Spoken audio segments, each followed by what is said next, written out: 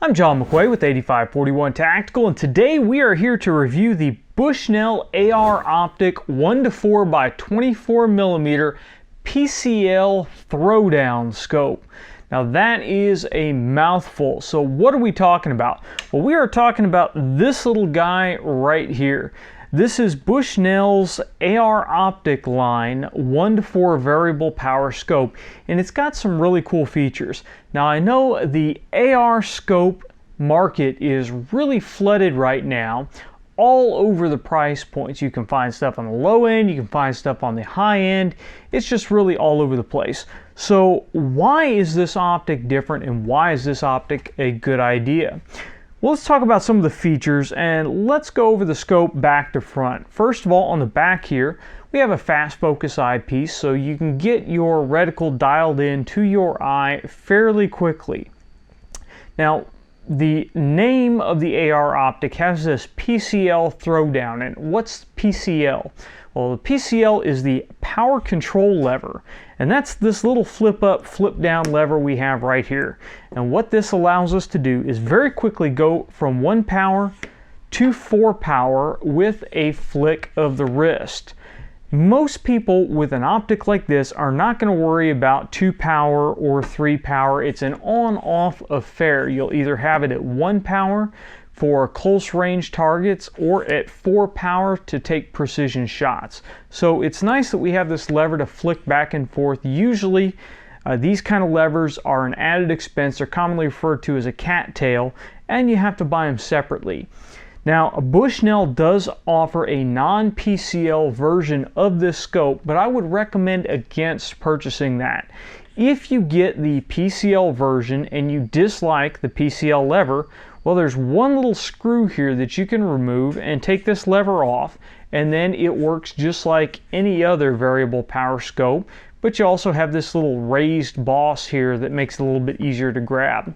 Now, I recommend against getting the non-PCL version because really, with the lever flipped down, it doesn't get in the way, and you still have a considerable amount of surface area to grab to flip it back and forth.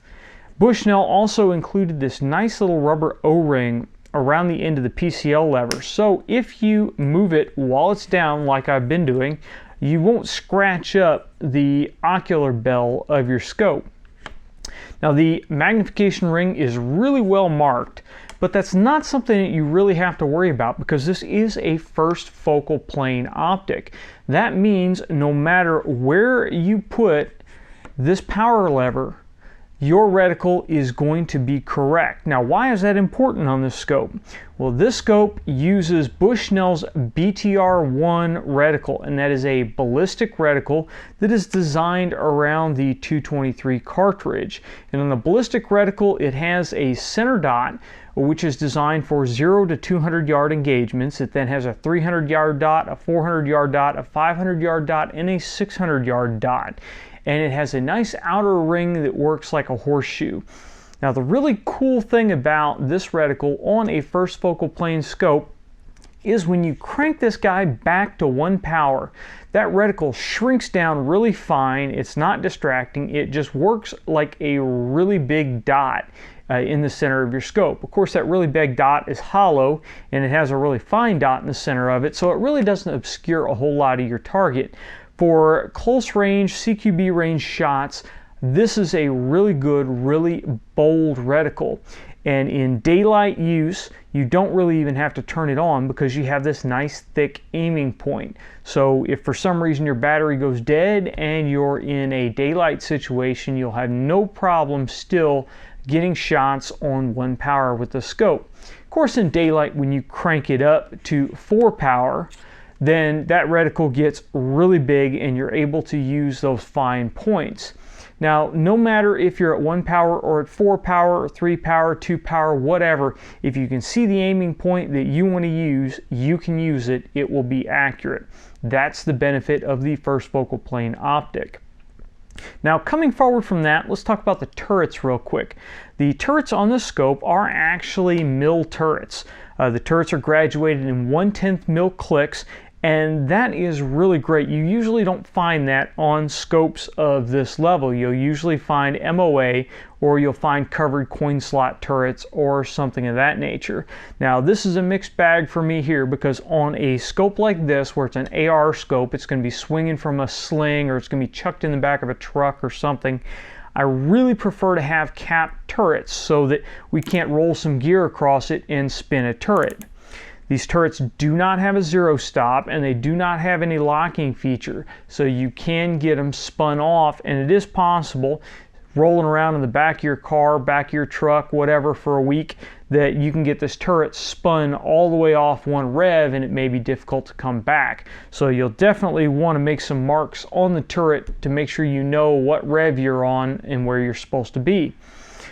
Now, talking about the clicks on the turrets, as I said, there are 1/10 mil clicks, and one of the drawbacks of this scope is it does have some backlash in the turrets. I can wiggle the turret back and forth here without actually going to the next click, and there's about a half a click of lash back and forth. That equates to 1/2 of a mil.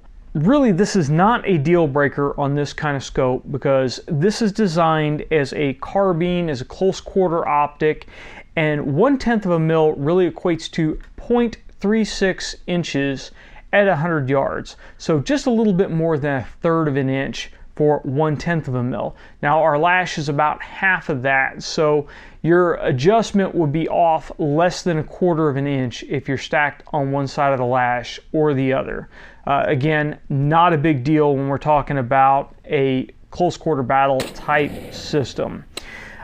Other than that, the turrets worked just perfectly. We were able to get the scope dialed in quickly and accurately, and the turrets can be reset back to 0, so you don't have to worry about that. You just slip the grub screws, dial it back to 0, tighten them back down, and you're good to go. Now on the reverse of this optic, we do have a illumination dial here, and the illumination on the scope is really probably the best that I've seen in this price range, and I think it's actually the best that I've seen for even twice the price of this scope. Now we have 11 brightness settings. It's actually a 12 position rheostat. 0 is off. 1 through 11 are usable settings. And actually setting number 1 is a night vision setting. So if for some reason you were going to use a night vision device on the back of this optic, setting 1 is low enough that the night vision device will pick it up and it will not burn up your night vision. You don't want to have illumination turned up too high if you've got a night vision scope on the back of it, because it can cause problems. What problems it causes depends on what generation of night vision device you are actually using. Now, one thing that I absolutely love about this illumination dial is the illumination steps are set at useful distances. Far too often we get lower cost scopes that the illumination settings are either way too close together and then they make a huge jump, or they are so far apart that one setting is too dim and one setting blooms too much. The settings on the scope are great. 1 is night vision. 2 is dark enough that if your eyes are dark adapted, you're not blowing out your vision. You can still see around it. The dot's not blooming. Going all the way up to 11. 11 is bright enough to use on a white target in daylight. So you can still see that optic, or still see that reticle if you're dialed down to 1 power and have this thing cranked up to 11. That's nice, because if you find yourself using this in a law enforcement situation or even a home defense situation where you are moving from outside brightness quickly into a dim setting and you don't have the ability to turn this down, your reticle will still be plainly visible, or if you're moving from inside to an outside. It works just like an aim point dot when you've got it cranked up bright in that manner. Now, when you do have the setting just a little bit too bright, this reticle really does not bloom all that much. And when I mean bloom, I mean you get that really, it looks like light leaking out of the reticle. It really doesn't bloom all that much. It's a very, very nice illuminated reticle. Now, one drawback of the illumination on this optic is that it can be seen from the objective end. So if you crank this illumination up too much, you can see the red illumination out of the front of the scope. It only has red illumination. It's not one of these funky scopes where you can do red, green, blue, make it flash, whatever you want. You have one reticle and one color setting on it. So you'll have to make do with that. We have a 24 millimeter objective on this scope, and what I found using it in various different lighting conditions is 24 is fine for a 1:4 power optic. You still get a nice bright exit pupil. On 1 power, the field of view is really big and the sight picture is really bright through this scope. When you dial it up to 4 power, you really don't get any of that dimming down like you get with really cheap glass or bad coatings. It works really, really well. Now, we've been using this scope for quite a while now, and really there are only two big drawbacks that I've found to the optic.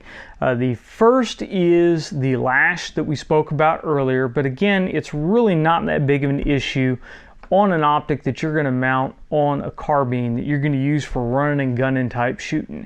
This is not something that you're really going to mount on a precision rifle that's capable of 1/4 minute angle or under accuracy. The second issue that we ran into is the 1x magnification setting on this scope is not a true 1x. It is actually a little bit more than 1x, and you can see this when you run both eyes open, which is the way I do. It's not really all that distracting. It doesn't cause a problem in shooting. You're still able to quickly transition between targets, but if for some reason you decided you wanted to try to run backup iron sights and shoot the backup iron sights through with the scope mounted, that would cause you some problems. Now again, this is another point that I don't think is a big deal with this optic. The only time not having a true 1x can be an issue is when you shoot both eyes open. We didn't experience a problem there. And the backup iron sight deal, you're really not going to be able to run a rear backup iron sight flipped up with the scope in place. You're going to need to run a quick release mount like we have here. You need to remove the scope and then flip up your backup iron sights. Now you notice the rifle we have here does not have backup iron sights on it. There are a couple of reasons for that. One is this is just a test bed rifle. It's not one that I actually carry for work. And then secondly, the mounting system that we have and the way that we have this rifle set up, the scope is moved too far back. I don't have room to put backup iron sights on here. If you wanted to mount a folding backup iron sight, you'll need to run rings or you'll need to run some slightly different setup to allow you the rail space to mount backup iron sights. For this mount right here, we have an Alamo 4-star D-Lock 30 millimeter mount on here, and it worked great. It's a really nice mount. Now let's talk about price. This optic, if you go to Bushnell's website right now and look up the AR optic 1:4x24 PCL throwdown, you'll see it runs about $400. But if you go over to SWFA or some of the other online optics retailers, they run right about $230. $230 I think is an excellent price for what you're getting in this optic. Again, you're getting a first focal plane optic, you're getting a BTR ballistic reticle in it that is designed for 223, so it's going to be right at home on your 223 AR. You get mill turrets, you get a throwdown lever already on here, so you don't have to buy a cattail for it, and just overall you get a really nice optic. And of course, Bushnell has their bulletproof guarantee, so if you buy the optic, you absolutely hate it, then you can return it and get a refund. So it's a really good idea if you want to try it out. You're not quite sure if this is going to work out. When you're comparing this optic to others on the market, make sure you compare like to like.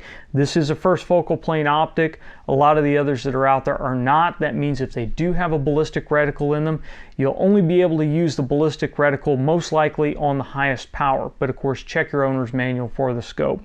So overall, great scope. We took it out and we ran it. Other than the 2 points that I mentioned, we really did not have any problems at all with the scope. Again, I wish it had capped mill turrets, and if it had capped mill turrets, I would think it would be an excellent choice for a law enforcement optic in this price range for officers that really can't drop, you know, $800, $900 on an optic for their rifle. Now, that being said, I don't think not having cap turrets is a deal breaker for this optic. So I can definitely give it my recommendation for the sports shooter, for the 3-gunner, or even for the law enforcement officer that's only able to drop about $300 on his scope and on his mount.